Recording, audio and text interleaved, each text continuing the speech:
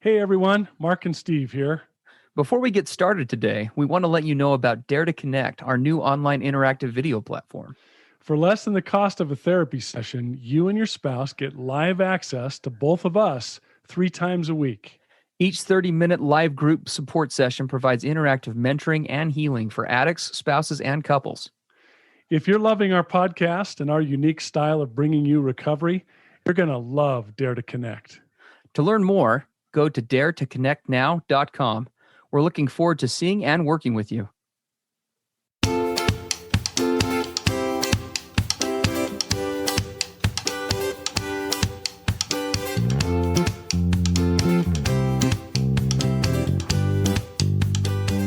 Hey everybody, I'm Steve Moore. And I'm Mark Castleman.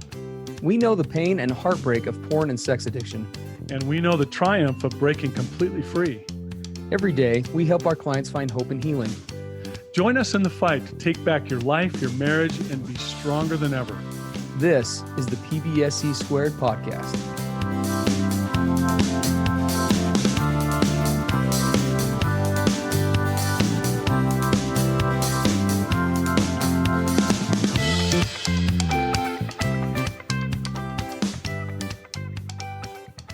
Hey, everybody, Mark and Steve on the PBSE podcast.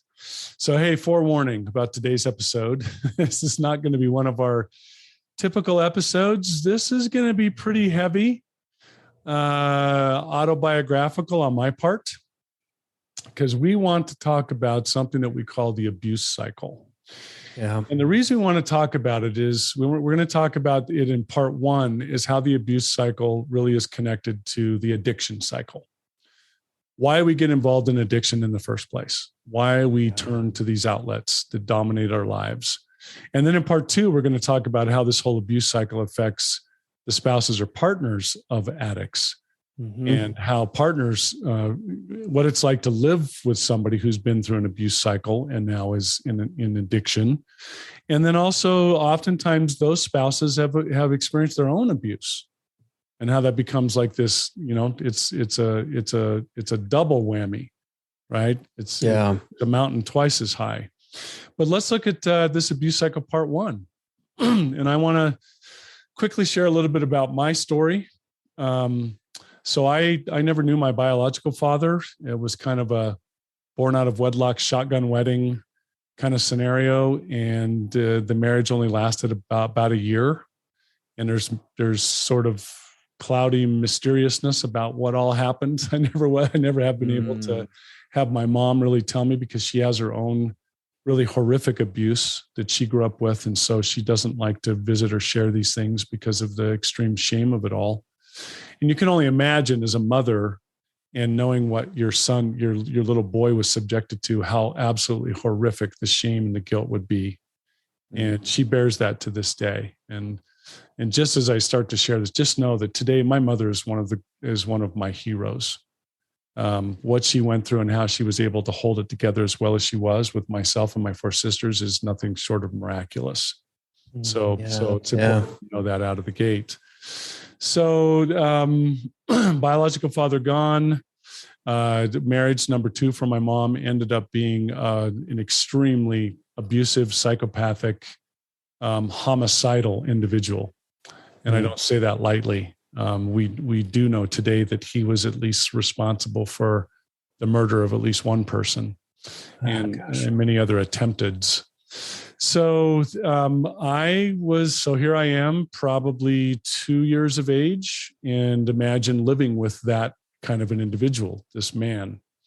And you can only imagine, again, what he must have felt toward me, the son of another man in my mother's previous marriage. And so the jealousy, the rage, we're pretty convinced that I kind of became his whipping boy.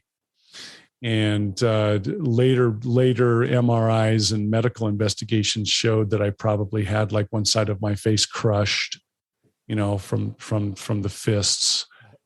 Just all sorts of stuff that happened. So I don't want to belabor all of that. But and the way that relationship ended, I remember I was about 4 years of age. The door barricaded in our duplex, and he was trying to break through to, quote, kill us all. and police ended up coming. And the last little image I have is looking out the back window of a police car driving away from my childhood home. We were rescued, and then we moved to a different state, and then that's a whole other story. But here's why this is so significant with this abuse cycle. I was convinced, obviously, when you have an adult that's perpetrating these things on a little kid, the little kid is going to assume that it's the little kid's fault. Yeah. Can't be the adult, can't be this godlike character that's doing all these things. He's doing all these things because there's something wrong with me.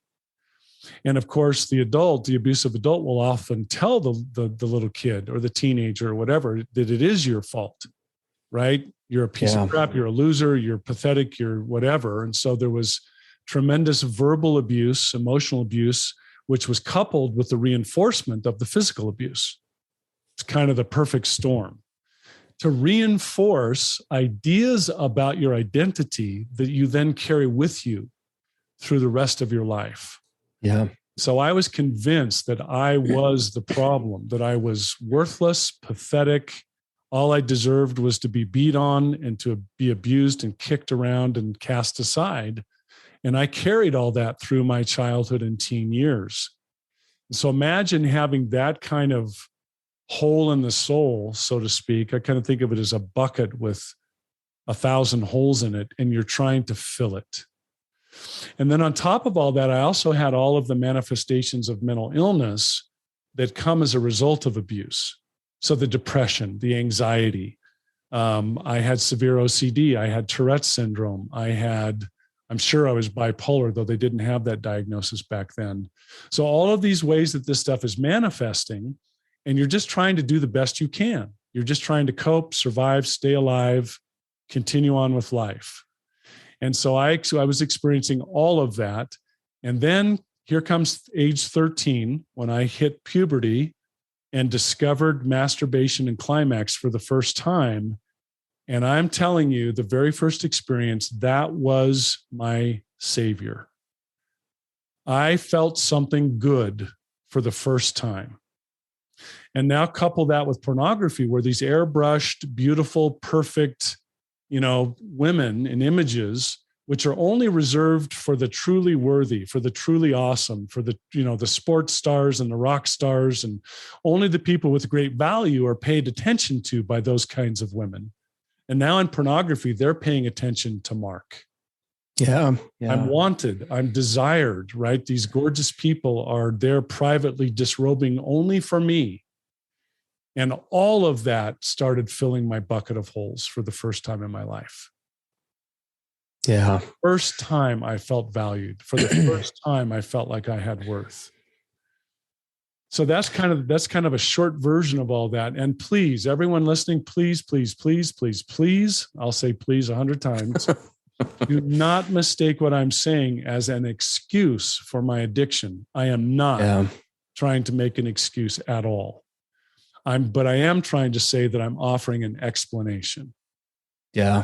And decades later, when I was with my mentor, the wonderful psychologist, Dr. Paige Bailey, who took me under his wing, when he first started to reveal to me how all of this works, the abuse cycle, the explanations for it, you know what happened for me? I remember looking at him and saying, and literally I was crying. Here I am, a man, 40 years old, saying, Paige, wait, is what you're saying? Are you saying that I'm not just a loser, a piece of crap, a worthless piece of garbage, that there's an explanation about my addictive behaviors? Are you telling me you can explain to me why I did all of those horrible, terrible, awful things all those years to cope? You're telling me it can be explained. And he said, yes. And he taught me and explained it to me and showed me how it worked. And that's where my recovery began. Mark is not a loser. Mark is not something to just be cast aside by the world as just one of those people. I could explain it. I had rationale. And so if I could explain how I got into my addiction, then there was probably an explanation of how I could get out. And that's when the hope started. Yeah. I hope everybody listening appreciates the significance of what we're doing today. Today is definitely a different podcast, and there are no easy answers to the topic that we've chosen for today. It is a little bit of a rougher topic for sure, and this part and the next part, the goal here is not going to be automatically fixing these issues that come up with the abuse cycle and what that looks like for an addict in a recovery and for a spouse, both as someone with a past history of abuse, but also in a marriage where that may be present. But to say that it is complicated is obviously an understatement. The goal here is to bring about some understanding and some knowledge base so that we can kind of create a beginning or enhance the awareness that each of you have around this, so that it's something that can start to be tackled. And I just really appreciate Mark being willing to be so vulnerable and open about this, because it is, I mean, the roots, these origins of these complex issues like addiction are oftentimes, they run so much deeper than what are given credit for. And understandably so, for a spouse, someone who maybe has never encountered this or seen the full impacts, or has kind of an understanding of how, abuse can impact a person, or even for the addict themselves, right? The way that we respond in our current state, the way that the symptoms of abuse from the past show up, including with addiction, but also even in other ways, add to the seeming quote unquote insanity that we talk about oftentimes on this program. Addiction feels like insanity. And in very many ways, it can easily look that way. But these roots, understanding these things, even though understanding is just a first step to the process, there is so much power that can come from just what Mark was vocalizing. There is a real emotional release and an empowerment, I think, of beginning to just grasp the idea that, wow, maybe I'm not crazy, right? Maybe I'm not insane. Maybe my partner isn't crazy or insane. Maybe there are reasons why this happens. And we will emphasize this again before we're done today.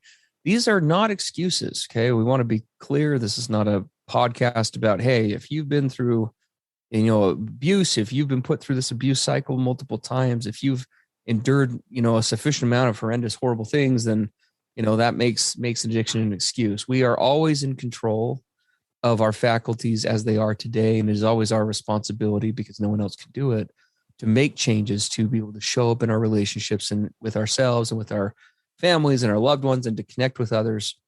It's all our job on us to overcome those things. But understanding the origins is powerful. Yeah. And I love the word you use, Steve, responsibility.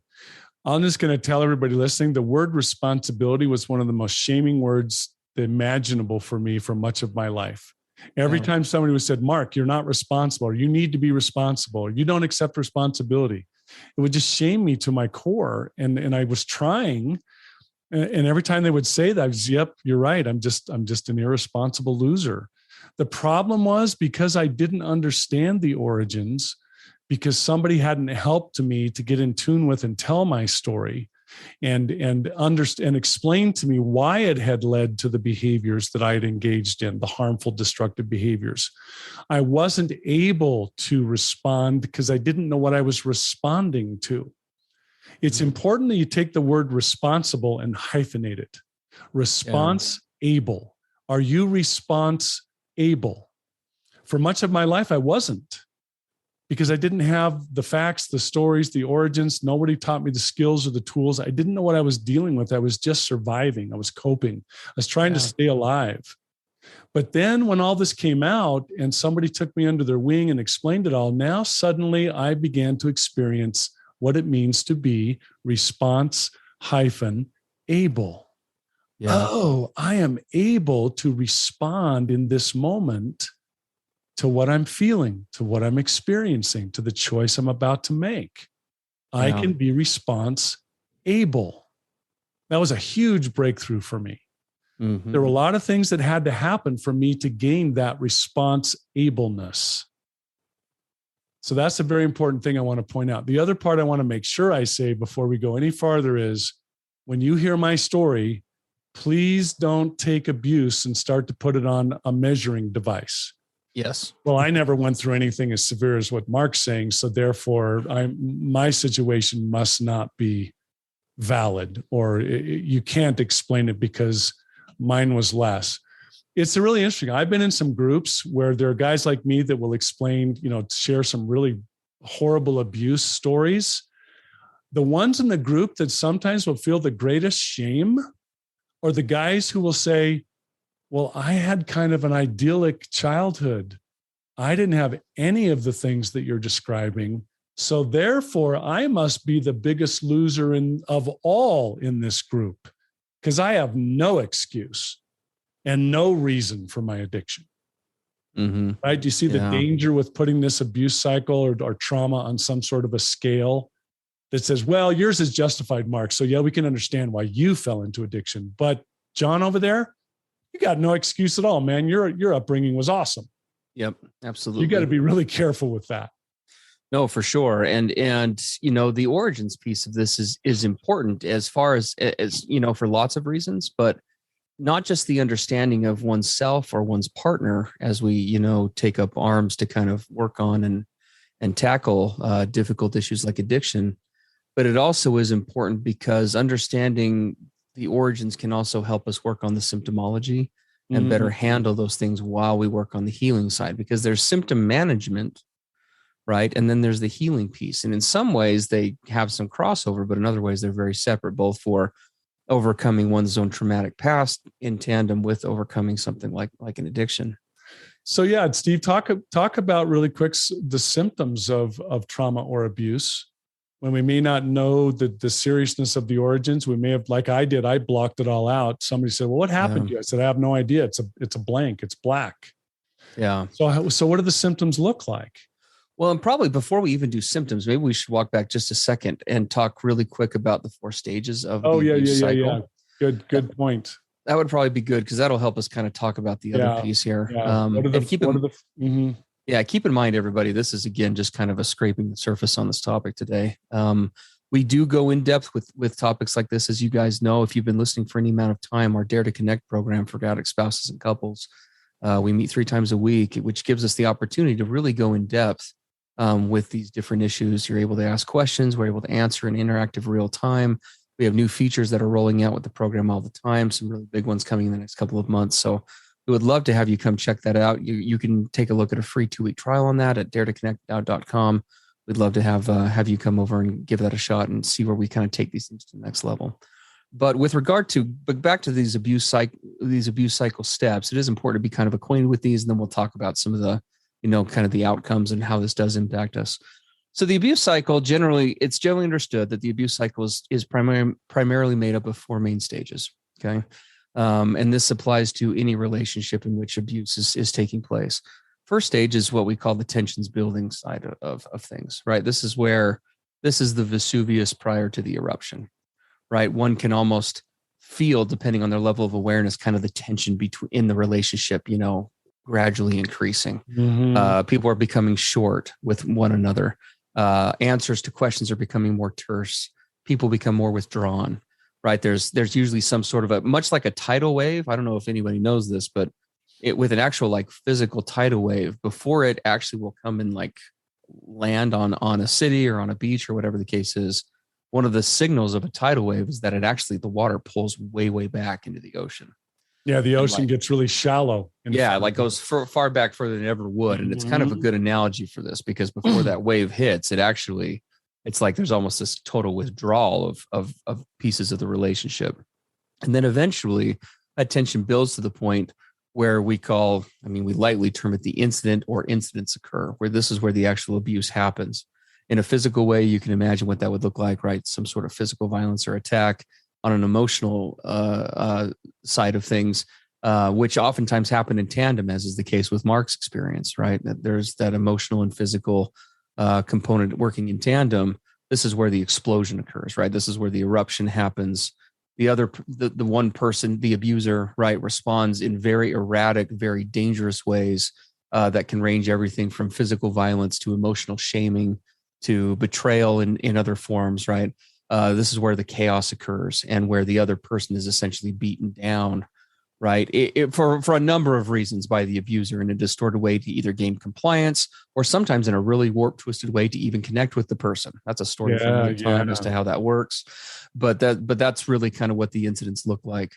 After the incident or series of incidents, then we have what's called reconciliation.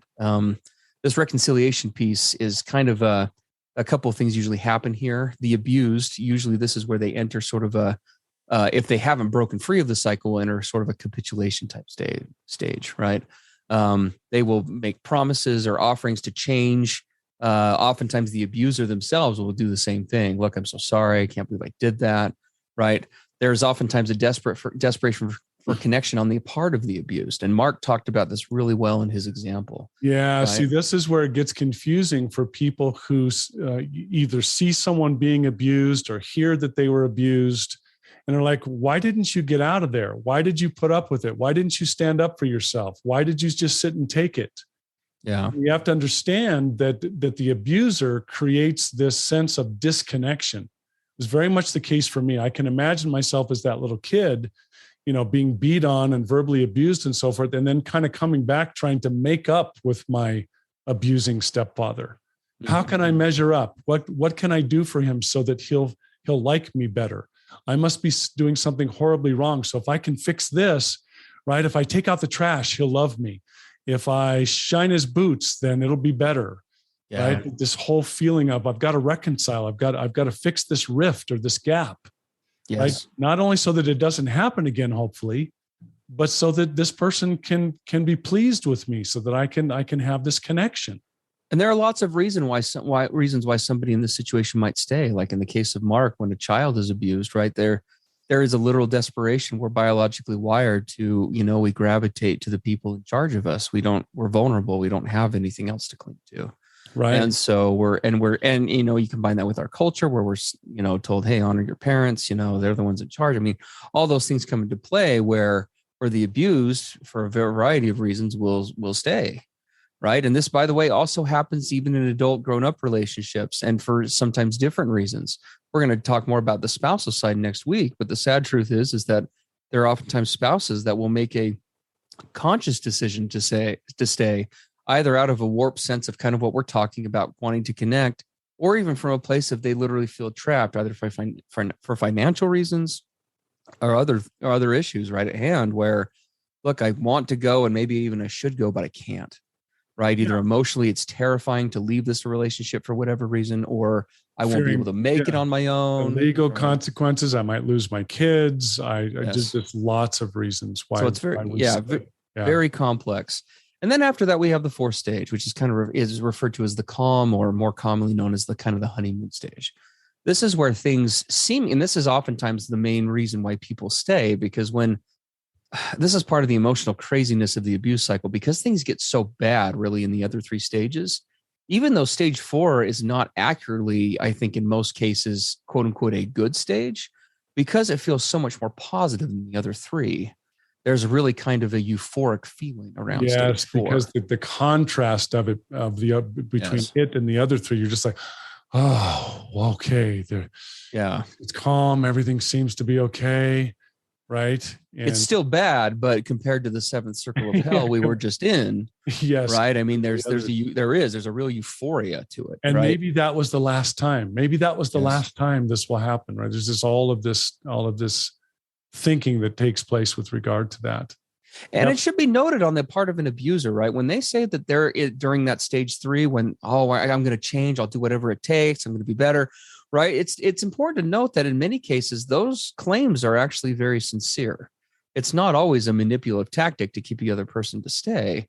Oftentimes the person, like us addicts, for example, the reality is I will own it. I was an emotional abuser. When I kind of came to terms with this in my therapist's office with my wife, it was one of the harder experiences in therapy. And there were many of those. But understanding that, I really did play a role in this. And I very much fell into this category. I sincerely wanted to change. I could tell every time I would take my wife and I through this cycle, I was losing my wife a little more. And I was doing and saying things that were just so out of character and went so far against my moral framework or moral code. I mean, I was just abhorrent with myself. I just could not believe the conduct that I was leading. And so those desires to change would be real.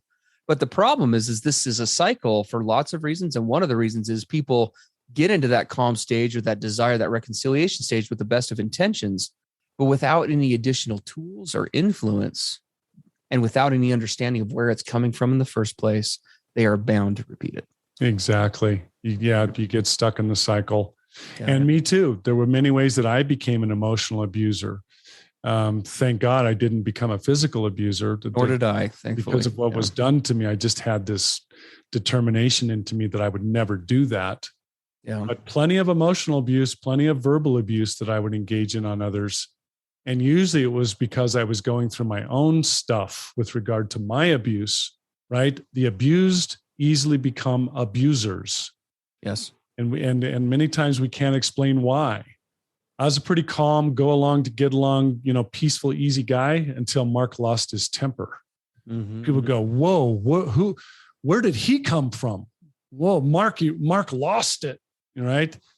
And I couldn't have told you after why I did. Yes. It was just this seething, deep down anger that would just suddenly erupt and come out of nowhere, right? Well, that was a lot of the stuff that happened to me along the way. So there's just all of these things, all these symptoms, all these outcomes, all of these behaviors. There's so much tied to this. And we need to finish up today. We do. Yeah. And this is part one. Part two that we're going to do next time is we're going to talk about this abuse cycle from the standpoint of a spouse or a partner that is married to an addict who's experienced abuse. What is this like for the spouse? Not just dealing with the addict and his abuse or her abuse, but what about a spouse who has also been abused? Yeah. Now we've got double abuse. Mm-hmm. And you're dealing with both sides of it, yours and his or hers. And so next episode, part two, we're going to talk about this from the standpoint of the partner. Yeah, absolutely. Everybody, we love you guys. We love our listeners. We're so grateful that you're here and seeking help for working on stuff that is so difficult and so hard. And as you've seen from today, for both addicts and spouses, in some respects, you find yourself in a situation that you did not ask for and never anticipated finding yourself in. And we really do applaud that. We've got lots of good things coming up for our next episode with this. But again, really do appreciate your patronage. We just crossed into the threshold. Mark told me right before today, as we were getting ready, we're now in over 150 countries. This podcast is being listened to. Yeah. Which is huge. And we really appreciate you guys being here. So please keep sending us your questions. You can submit those as always at pbsepodcast.com or reach out to us with concerns and get in contact with Mark and I personally if there's anything that we can help you with. And we look forward to being with you next time. Yep. See you in part two. Take care. Everything expressed on the PBSE podcast are the opinions of the hosts and the participants and is for informational and educational purposes only. This podcast should not be considered mental health therapy or as a substitute thereof. It is strongly recommended that you seek out the clinical guidance of an individual qualified mental health professional. If you're experiencing thoughts of suicide, self-harm, or a desire to harm others, please dial 911 or go to your nearest emergency room.